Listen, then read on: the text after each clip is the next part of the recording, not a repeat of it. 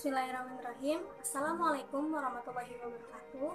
Perkenalkan, nama saya Lutfia Nur Hijriyah. Di sini saya akan menjelaskan tentang identitas nasional. Stay tune. Baik, sebelum kita masuk lebih mendalam tentang apa itu identitas nasional dan cabang-cabangnya, kita harus tahu apa itu pengertian dari identitas nasional. Jadi, identitas nasional kita dapat lihat di atas.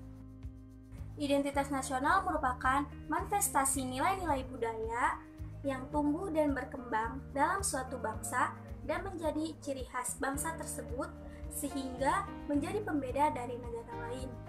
Nah, selanjutnya dari uraian di atas, kita dapat mendefinisikan pengertian identitas nasional itu sebagai jati diri, ciri, sifat khas yang tumbuh dan berkembang pada negara dan bangsa, dan sehingga itu tuh menjadi salah satu ciri khas dari bangsa tersebut. Nah, kalau istilah gampangnya, identitas nasional adalah ciri khas suatu bangsa tersebut dan itu menjadi pembeda dari negara lain. Selanjutnya, identitas nasional merupakan abstrak untuk memahami secara lebih konkret. Nah, kita perlu menurunkan ke dalam pengertian yang menjelaskan tentang atau yang menjelaskan unsur-unsurnya. Nah, berikut ini materinya kita akan menjelaskan tentang unsur-unsur identitas nasional di Indonesia.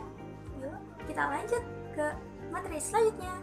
Unsur-unsur identitas nasional, yang pertama ada suku bangsa. Suku bangsa yaitu golongan sosial yang khusus dan bersifat askriptif. Artinya, individu itu memiliki sejak lahir dan bukan kuasa untuk memilih. Misalnya, kamu sebagai orang Minang dan saya sebagai orang Betawi. Nah, Minang dan Betawi adalah identitas masing-masing dari kita. Lebih dari 300 identitas suku bangsa yang tersebar di seantero Nusantara. Yang kedua ada agama. Agama yaitu golongan sosial yang diklasifikasikan berdasarkan agama atau aliran kepercayaan. Individu sejak lahir biasanya sudah difasilitasi ke salah satu agama. Pertama-tama atas arahan orang tua yang punya hak prerogatif menentukan agama. Saat dewasa atau saat kedewasaan atau kematangan intelektualnya, individu tersebut akan mencari sendiri atau menentukan apa yang dia percayai atau apa yang dia imani. Selanjutnya ada bahasa. Bahasa adalah golongan sosial yang disusun berdasarkan aspek simbolik yang dibuat oleh arbiter yang dibuat sebagai sarana interaksi. Individu membaca simbol-simbol yang membentuk bahasa sejak lahir. Kemajuan menentukan bahasa yang sangat berkaitan dengan kemajemukan budaya karena bahasa merupakan bagian dari budaya. Dan yang terakhir ada budaya. Budaya yaitu golongan sosial yang didasarkan pada pengetahuan manusia yang dikumpulkan untuk menafsir lingkungannya menjadi pedoman untuk bertindak dan menghasilkan karya. Cakupan budaya sangat luas. Kita bisa membahas sistem pengetahuan yang sesuai dengan pikiran manusia sebagai budaya dan teknologi yang dihasilkan juga sebagai budaya. Selanjutnya ada faktor pembentukan identitas nasional. Yang pertama ada preidealisme, yaitu sikap kecintaan pada identitas berdasarkan golongan, persetujuan etnis atau suku, terkait dengan sistem kekerabatan dan kekeluargaan yang identik dengan hubungan darah antar anggota. Yang kedua ada praktik keagamaan. Praktik keagamaan yaitu ritual yang didasarkan pada keyakinan individu dan dipraktikkan secara kolektif. Selanjutnya ada pimpinan bangsa. Pimpinan bangsa yaitu figur atau tokoh figur atau tokoh karismatik yang menjadi kebanggaan rakyatnya.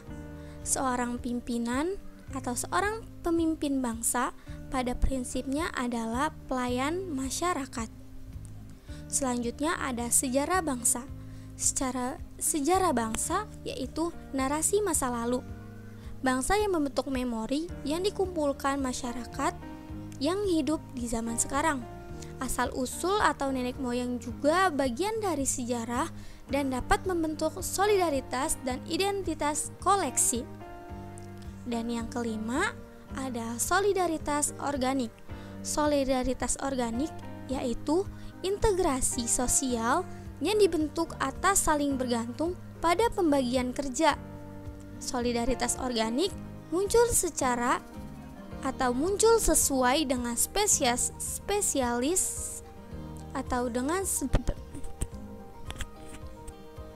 Solidaritas organik muncul sesuai dengan spesialisasi yang merupakan produk industrialisasi. Identitas yang dibentuk oleh solidaritas organik adalah identitas modern, profesional, dan urban. Selanjutnya, ada ciri-ciri yang punya identitas nasional. Yang pertama, adanya pola perilaku masyarakat menyangkut adat istiadat yang dipraktikkan dalam kehidupan sehari-hari.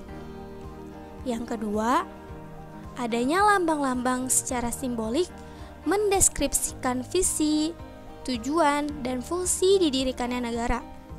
Yang ketiga, adanya tujuan bersama yang ingin dicapai suatu bangsa yang tercermin dalam dasar negara dan konstitusinya. Dan yang keempat, adanya alat kelengkapan yang dimiliki negara untuk melayani kebutuhan masyarakat seperti tempat ibadah, infrastruktur, teknologi, komunikasi, dan sebagainya. Selanjutnya ada identitas nasional Indonesia. Yang pertama, Bung Karno. Bung Karno merupakan tokoh, figur, sang proklamator, tokoh sentral berdirinya negara Indonesia. Nah, itu juga salah satu dari contoh identitas nasional Indonesia. Selanjutnya itu ada batik.